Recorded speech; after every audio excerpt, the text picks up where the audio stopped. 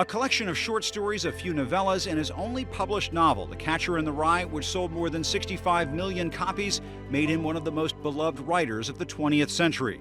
But what makes the late J.D. Salinger even more fascinating are his other works, the ones he had almost certainly written but never published. In a recent documentary about her father, Salinger's daughter described a trove of unseen stories.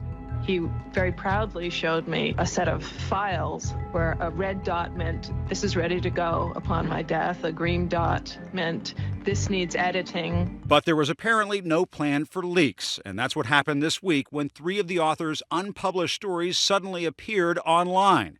The Ocean Full of Bowling Balls, Paula, and Birthday Boy are now being viewed by the general public for the first time since they were written in the 1940s.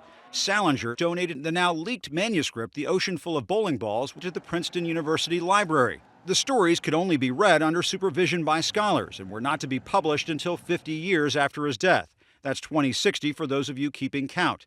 Several people who read those stories say the leaked material seems to be authentic. According to BuzzFeed, the leak originated with this eBay listing. The invaluable texts fetched a winning price of just 67 British pounds, or about $110. Lot 440. This is not the first auction of Salinger's work against his wishes. In 1999, Salinger's one-time lover, Joyce Maynard, auctioned off his letters to her. Please note at the request of J.D. Salinger that Mr. Salinger holds the copyright to his letters. They sold for $140,000, a small price to pay, some say, for a look into the life of this famously private man. He turned his back on celebrity before celebrity was celebrity. There were so many aspects of his life that the public didn't know.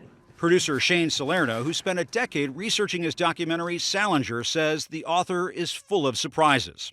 I conducted over 200 interviews personally. This is just a very small portion of the research that was gathered over 10 years. There's probably 40 boxes.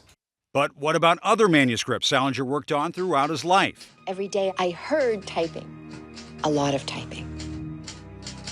And there was one space that was off the bedroom. That was a safe. I saw 2 thick manuscripts.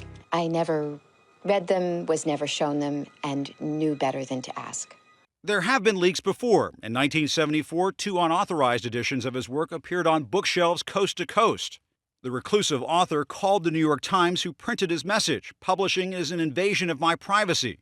Problem seemingly solved. When I went back to buy the second one, not only was the book gone, both volumes were missing, the store owners declined to admit they'd ever sold it.